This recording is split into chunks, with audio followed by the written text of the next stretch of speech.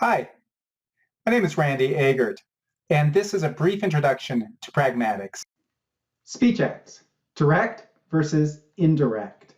Now, we all know that when you want to get somewhere, there's lots of different ways that you can go. You can go the direct path, or you can take an indirect path. And a lot of that's determined by your intentions in getting there, how you want to get there, but it's also determined by external factors. And sometimes we all know that going the indirect path may be more advisable than taking the more direct path. Well, the same principle applies to doing things with words. It applies to speech acts. And to demonstrate this, I'm going to use an example.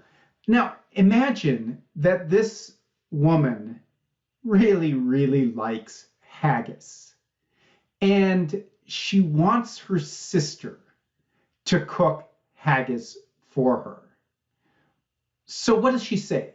What words is she going to use to get her sister to make her a haggis? Well, she could just say, I hereby command you to cook me a haggis. Now, I want you to note that hereby, that's a dead giveaway that this is a direct speech act. And in fact, that verb, command, we understand that to be a performative verb. That is a verb that describes the very speech act that you are in the process of performing. Thus, it is performative. Now, there are certain felicity conditions, though, on speech acts. And in this case, one of those felicity conditions is that you have to be in a position to, if you're going to say command, you have to be in a position to command the other person. You know, it's the sort of thing that a queen might say, but probably not even to her sister.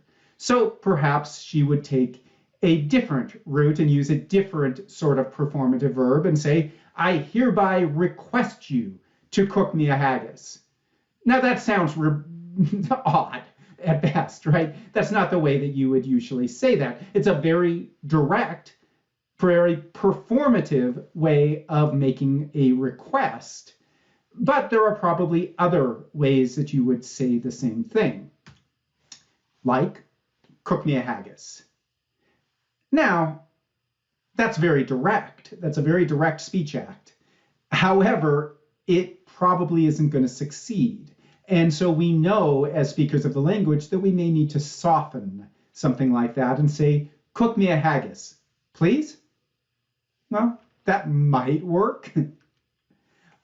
Perhaps it would be better to be a little bit more polite, like, could you cook me a haggis? Now, this is disguised as a question, but it's really a request. And we note that it's really a request because we can add a please to it.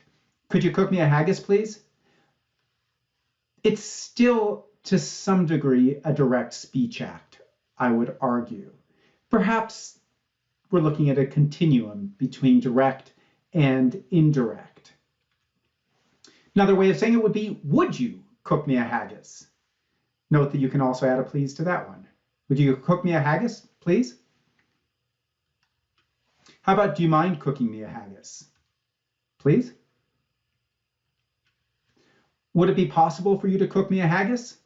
Now that one, I think, is getting more into the realm of indirect speech act. It's still leading to a request. You're still trying to get, this woman, rather, is still trying to get her sister to cook her a haggis. But in this case, it's going at it a more indirect route, taking a detour to get there. And I would say that in this one, please probably doesn't sound as felicitous, which is another way of suggesting that this is a quite indirect one.